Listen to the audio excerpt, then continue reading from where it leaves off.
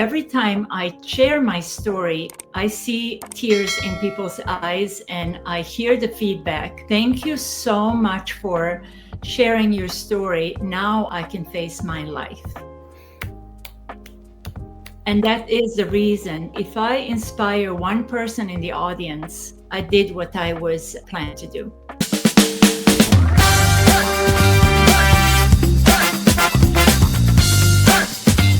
A true unsung hero, one person at a time. Phenomenal young man. My name is Gideon For-mukwai, the story warrior. I don't know about you, but for me, I feel like the luckiest guy in the world because I am in a great company of Nada Rothbart, who is going to talk to us today about how to land your TEDx talk in record time.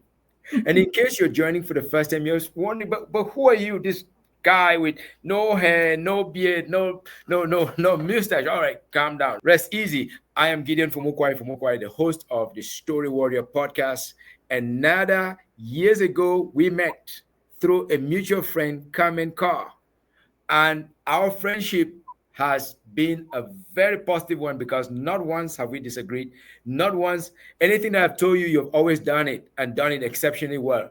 But the last thing I knew was that you be coming on this podcast to teach us how to land a TEDx gig. I thought I would be the one to teach you that, but guess what? What goes around comes around. Ladies and gentlemen, pull your chairs closer because Nada is about to release some secrets. She landed her TEDx talk in the last several months. Nada, where are you joining us from today?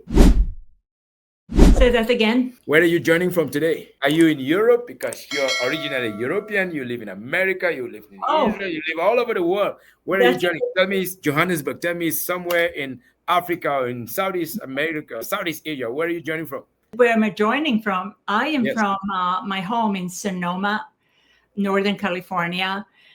You're absolutely right. I was born in former Yugoslavia. Just a few days ago, I arrived from Croatia, where I spent 3 beautiful weeks with my family, my son, his wife, and 3 grandkids, swimming in Adriatic Sea and working on my TEDx talk for 4 or 5 hours a day. Yes. Wow.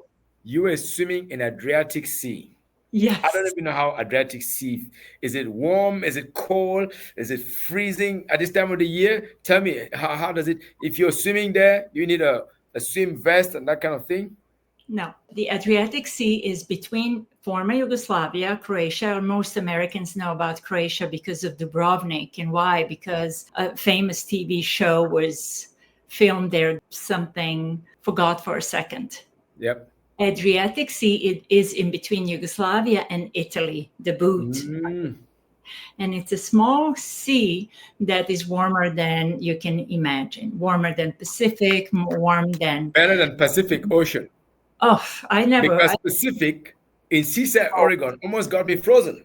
Yeah. So when I think about swimming in the sea, I'm like, no, it should not be like Pacific. But Pacific on the other side in Hawaii is pretty warm. And I love that. It's balmy there. It's warm. It's warm. It's the best end of August. September is better because all the tourists go home, school starts and everybody's gone.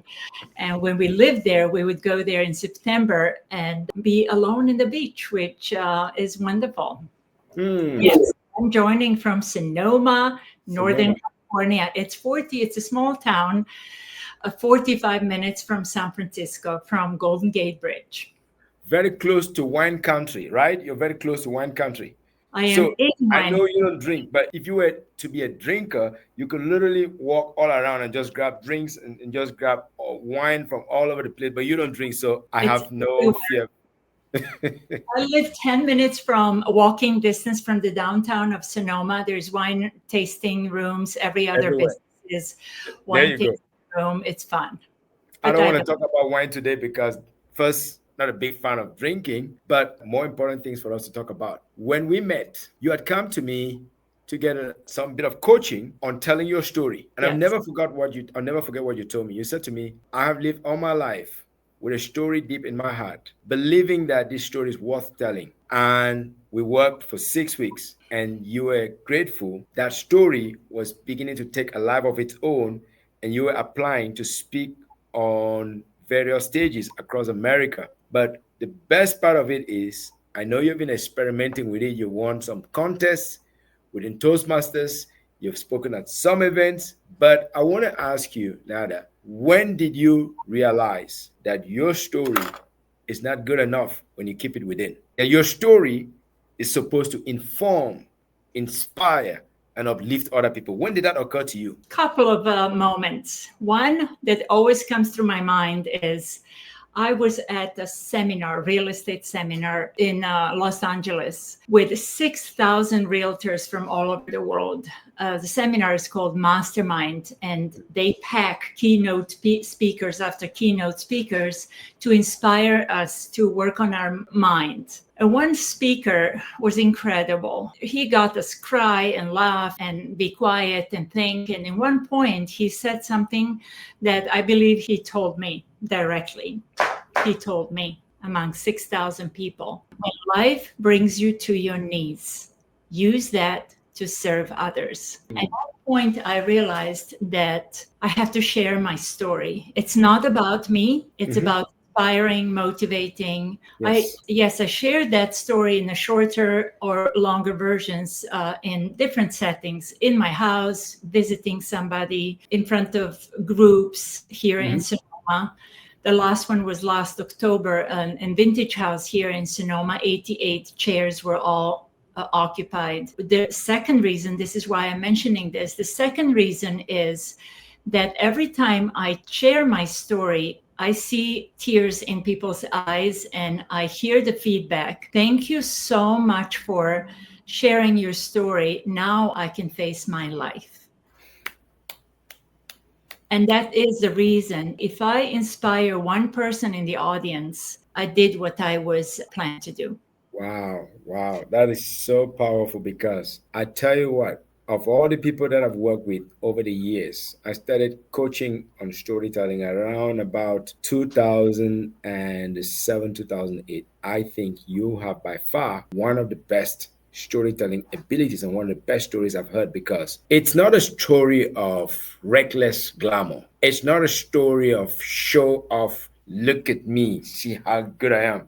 It's a story of the most humbling moment when you're almost on the edge and you're doubting, will I make it through the night? And you have succeeded in telling it in a way that was so uplifting to me that even after all these years, it still touches me. It still makes me feel like Nada is one special lady from far, far away, but I feel so close to her just because of the way that she was able to release and share her story with me. Now, you have so many phenomenal events. You have been a professional basketball player in Tel Aviv. You have been a realtor par excellence in Sonoma County, California. You have been a professional lawyer practicing in Europe, in I think Belgrade or somewhere. And you've done so many things. But let me ask you, Nada, of all of this, which is one story that continues to scratch your imagination every single day and makes you feel like, you know what, I got to do this. I got to share this with somebody because, yes, I've been on my knees. I know how it feels to be on my knees. There are people who are on their knees. I need to share this with them so that they can stand up and walk tall, just like you walk tall. This is the story that I'm going to share November 19th in Greenville, South Carolina, on a TEDx event. The theme of the event is momentum. Momentum. And that is a story I'm going to share. This is the story I feel it's burning in my heart, and I have a desire to share, to inspire. Give us just a little tidbit of it because, hey, this is a Story Warrior podcast. We're all about powerful, moving stories that make us laugh, make us cry, make us smile, and all that good stuff. So give us a little inkling of it. People who maybe not be able to attend it, they can get a little bit a teaser here. A little bit of a teaser. Yes.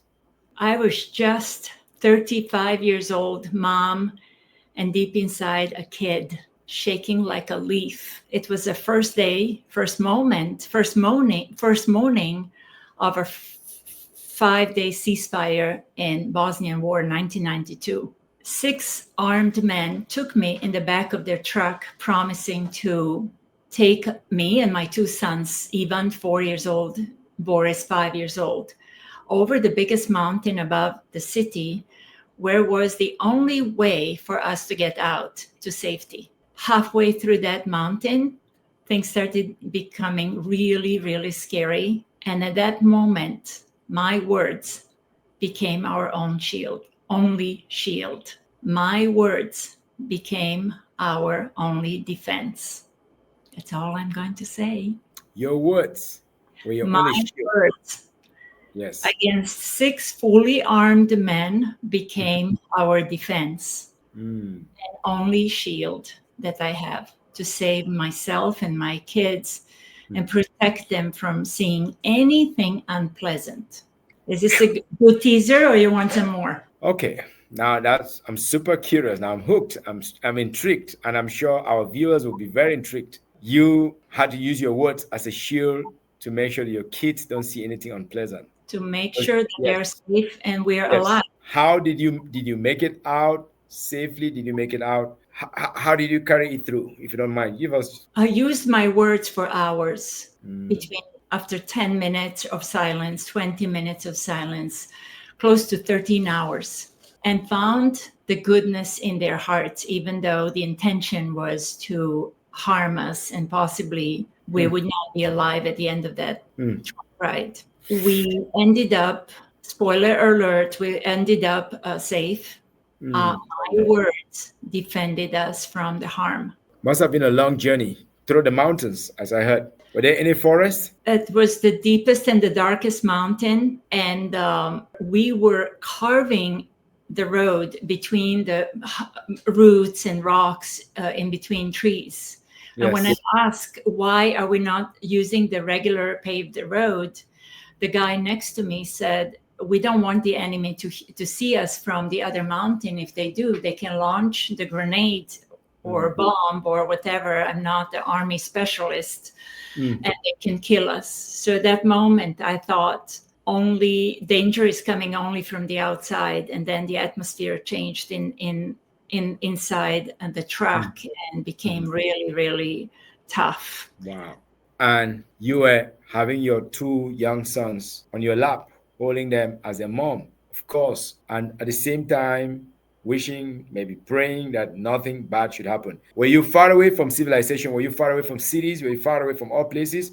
And I promise that's the last one I'll ask. I'm not going to ask more because I know you're preparing to share this on the TED stage. We are really far away from anyone who can see us or hear us. If I scream help, it was deepest forest and a mountain that you can imagine, and far away from the regular road, far away from any civilization. Through the mountain carving, I was sitting deep next to the cabin where the driver was, so I couldn't even see how it looks. I just felt the truck was making noise and jumping, and that's why I looked and says, why is the truck going up and down? It's not the regular paved road. I was unprotected completely against this situation with 6 men who changed their mind what they're going to do. They started whispering to each other something, not making an eye contact. The guy next to me came really close when there was no space between our legs, and he started rubbing his leg against mine, and it's not accidentally. I want to say, the reason I'm sharing this is I want to share that I couldn't find anything in my brain to answer to that attack. There was nothing there. And that's the single reason why I'm sharing this, because if at 35 years old, deep inside a kid that was unprepared for this, that I found inside me the way to protect ourselves, then my conclusion is that we all have it. The reason is we think we don't because our lives are dimmed with Netflix and coffees and comfortable life. But when we face any kind of mountain in our life, I am convinced we have all that we need to face the mountain, everything we need to solve any situation in front of us. And that's why I'm sharing my story. Thank you. Thank you. So the biggest lesson for me is that we have inside of us something special that we need to overcome when we find ourselves crushed, when we find ourselves vulnerable, when we find ourselves under attack, when we find ourselves in a deep, dark basement where we can't even breathe, we should look within. Because sometimes when you look without, that person might not be a friendly onlooker. And for people who travel, for people in difficult places, could be the workplace, it could be travelers, it could be change makers, it could be pioneers, it could be business owners. What is one word? What is one lesson from that event, that incident that you can share with us? Because I I'm sure you didn't even have your cell phone. You can't say, "Oh, you take the phone and call." I'm not sure you had a phone through the mountain pass to call anybody. I would say all of us are facing some mountain in our life, personal, business, relationships, losing jobs, bankruptcies, foreclosures, who knows? All of us. You don't have to be in a war situation to face difficulties. I would say take a couple of days and be miserable, commiserate, play a victim. Oh my God, look what happened to me. I'm trying to be funny. Take a couple of days and think, because my latest mountain is that my talk is done. I was told it's going to be 18 minutes and under, between 15 and 18. And last Friday, I just heard, oh, you need to do a 12-minute talk. So I worked whole summer for 18 minutes, and I know what I need to do. I faced a much tougher mountain than that is. For a couple of days, I was quiet. Yeah. Then I opened my laptop and started cleaning and clearing things, and it's already done. Tightening the ideas. Tightening things, and maybe a little bit less description here and there, leaving pearls, leaving important things. I would say take a couple of days. Don't look outside, look inside. When you look inside, you will find your compass. You will find your strength, and you will find your truth. You will find the answer. Amazing. Look inside. You find the answers. You find the truth. You find your compass. Thank you so much for that insight. Now, the process of getting a TED Talk is pretty elusive sometimes. I was lucky in 2015, I was selected to speak at a TEDx Talk in Singapore. But because of travel, I missed it. I thought, oh, I'm going to get it the next year. No, I've not gotten it since 2015. So I should have taken it. I should have gone back. Now I regret. But tell us about the process of getting your TED Talk. Are there some secrets? Give us 2, 3, 4 secrets of how to land your TED Talk in record time. This is my first, and I don't even know if I have secrets. I will tell you everything.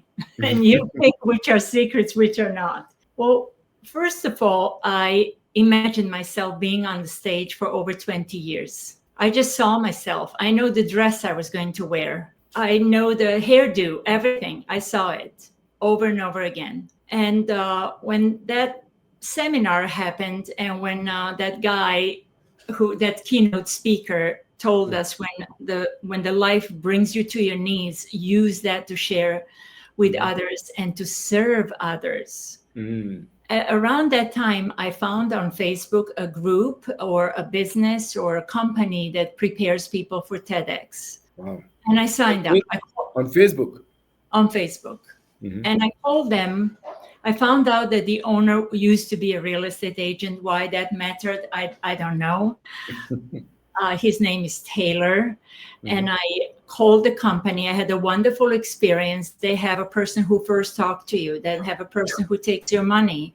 They have classes to show you how the TEDx should be formatted in order to be successful. Yep. There is 7 stages of the talk. And I can't repeat every single one of them right now, but this is where during that workshop, I learned that. When you sit down and write your talk, but they encourage you to actually, before you write your talk, to learn how to apply. Apparently, applications are the most complicated thing process. They helped us with a workshop how to do application. In application, there are regular things: first name, last name, phone number, email, and so forth. Mhm. And then it goes into the part where it says, why are you the person to share Yep. this? Why is that unique story? Why Mm. passionate about sharing? So you need to know that. You need to examine your heart and soul and know why you're doing this. Mhm. And then there is a part which says your bio, like Mhm. you're talking in a first, like you're talking and there is a bio, somebody else is speaking. Yep. And then there is a beginning of your speech, middle of your speech, and end of your speech. And then you get approved by that course. Mhm. They send me back a few times to tweak things, and they know what's powerful and what works. And then I was accepted. And then Mm. the other part is kind of challenging. They have all the websites in the world that are all of the websites that have TEDx talks. Mhm. So you have to go down this list and choose and pick which one applies to your talk and which one would be, let's say, something for my speech. Mhm. Something would be personal empowerment, motivational, this kind of thing. And they Yep. have information. Is this in English? Is this for women? Is this for Yep. men? Is this for youth? Mhm. So you go pick and choose. And the most powerful thing is when you go into their website, let's say website of my TEDx talk says the theme is momentum. So I went down my application, and Mhm. when I was answering the questions, they have their own application. When I was answering their application, I would tweak a little bit to fit what they want, Mhm. and put, let's say, the word momentum in, Mhm. in there, so they see you made some Mhm. effort, right? Okay. And then you hope for the best. I uh, I have a couple of young ladies helping me. I am 69 and having 2, 3 screens at the same time and copying and pasting and all this. It's not my strength, even though I know how to do this, of course. But there's a couple of young ladies that were helping me. And then I realized if I go take that route and not get some more help, I will Yep. probably finish this when I'm 300 years old. And then I hired a virtual assistant that Uh-huh. that company that was training me suggested. A Mhm. virtual assistant charged me again, and then she applied to 41 events. I Mhm. was told you're going to pick when you apply between 60 and 200, and on a Wow. 41, I was picked. So that's Wow. all the secrets I have. If you have any questions regarding this, I'm all ears.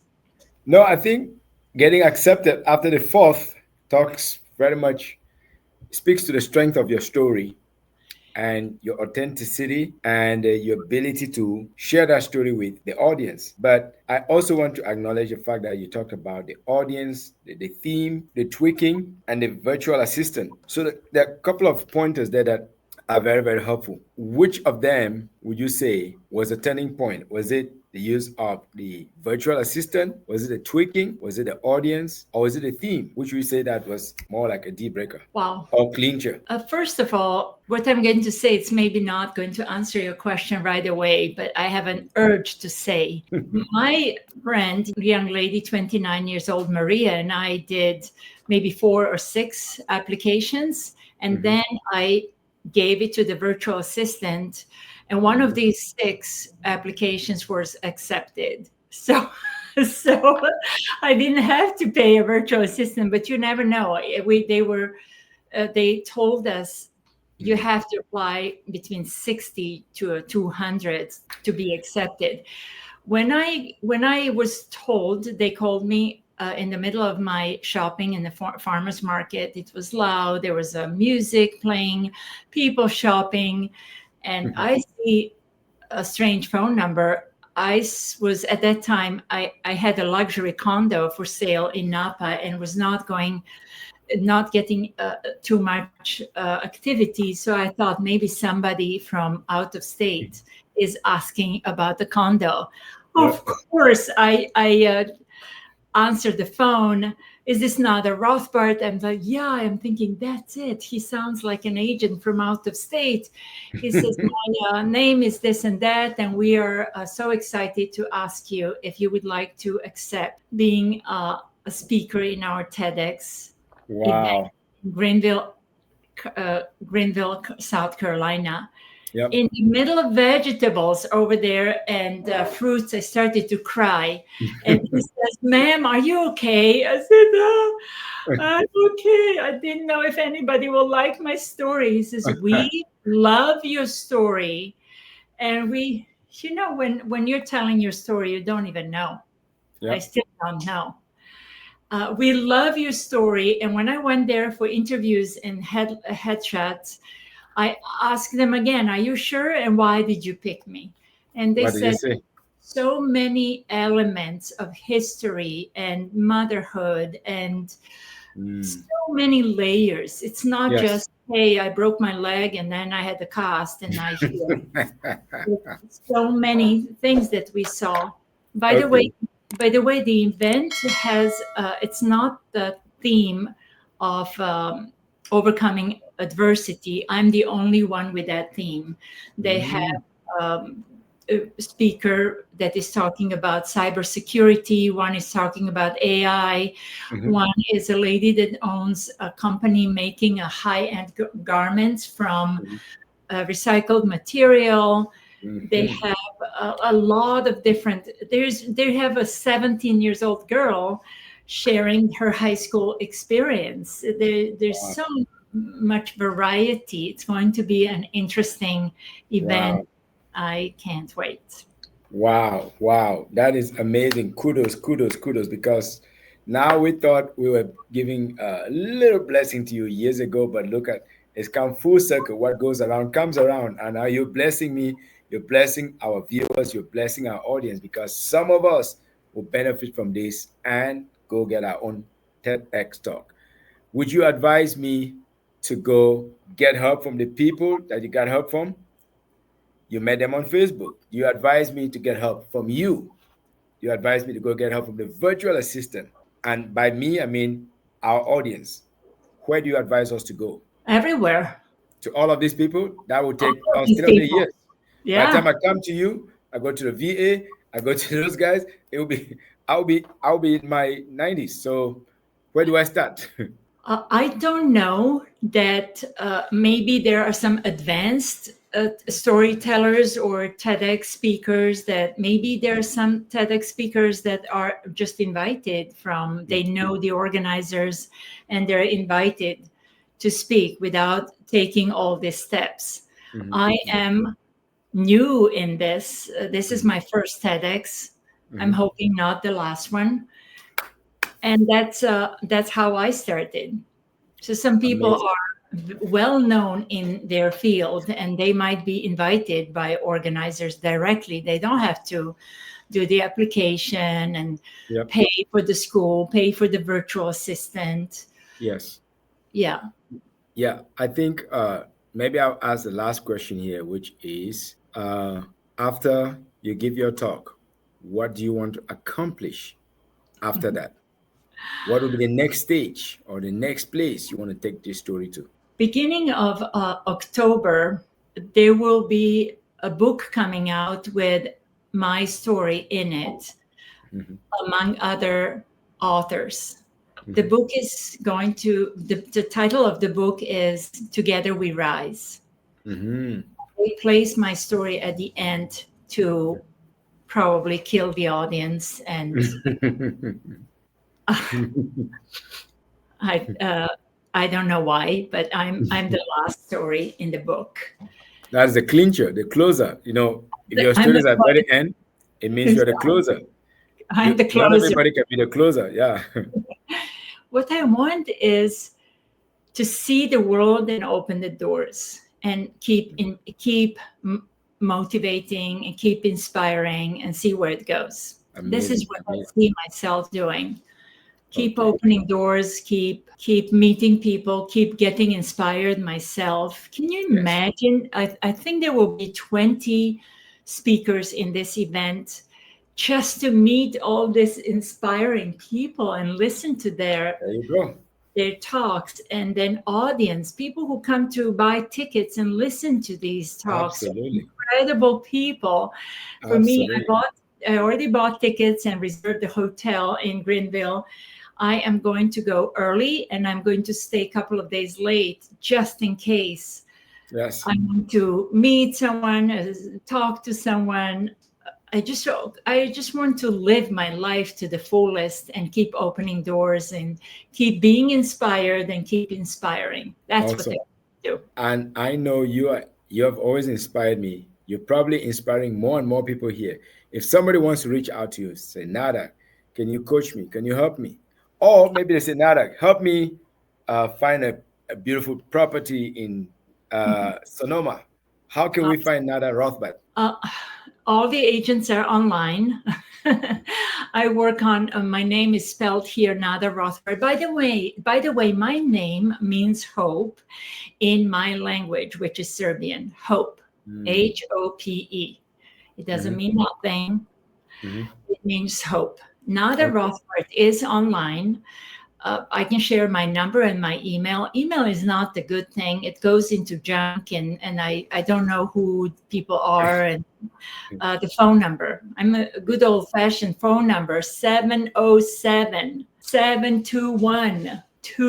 707-2283. Feel Okay. free to call. 707 221 721 83. 2283. So if you are a story warrior looking to take your message from where you are, maybe it's an untold story, you want to use it to generate or build unstoppable business, talk to Nada because she can share with you her journey to landing her first TEDx talk in Greenville, South Carolina. But more importantly, she's not just doing talks. She's genuine. She wants to encourage you. She wants to empower you. And if you need a beautiful home, talk to her if you're looking around California. And Nada, you've experienced some world-class coaching from so many places, including TEDx. What are some of your favorite places where you've had good coaching on telling your story on the in a small scale and also on the big stage? Well, I started with you. I think you were my first official storytelling coach. Thank you. I still have all the homework that you had me write. It's still Yes. here. So these little handwriting stories were going to turn into next TEDx and next TEDx for sure. Oh, coaching. I am in Toastmasters since COVID hit all of us. Mhm. That means 5 years. Mhm. I started with 3 Toastmasters clubs, and that became a little bit too much. With my full-time job, I also teach and practice Bikram yoga, this hot yoga. Mhm. And now I am consistently in one club. That's coaching by itself. Once a Yep. week, we help each other tell Mhm. stories and clean up how we speak, and Yep. help each other and encourage each other to speak better. You know what? Who was my biggest guide and my biggest light without being Ah, full of yes. full of Mhm. myself? Yes. I want to share to you, Gideon, and to everybody who would listen, that you should listen to your inner light. You listen to you. More you listen to other stories, more you're inclined to maybe do the same or similar. Mhm. Listen to you. Be authentic. Mhm. Authenticity is the highest vibration well known to human race. Wow. Authenticity, not Wow. love, authenticity. When you're Wow. authentic and when you're speaking from your heart Mhm. authentically without taking any bits of pieces from anybody else, any book, any speakers, Mhm. anything that you heard or saw, Mhm. that's golden.